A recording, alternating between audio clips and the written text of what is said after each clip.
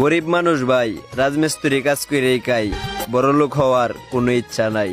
তো আমার মতো রাজমিস্ত্রি ভাই বেড়াদার যারা ভিডিওটা পাইলে কমেন্ট আর কপি লিঙ্ক করবা উড়াদুরা। দুঃখের সীমা নাই, আমরা রাজমিস্ত্রি ভাই।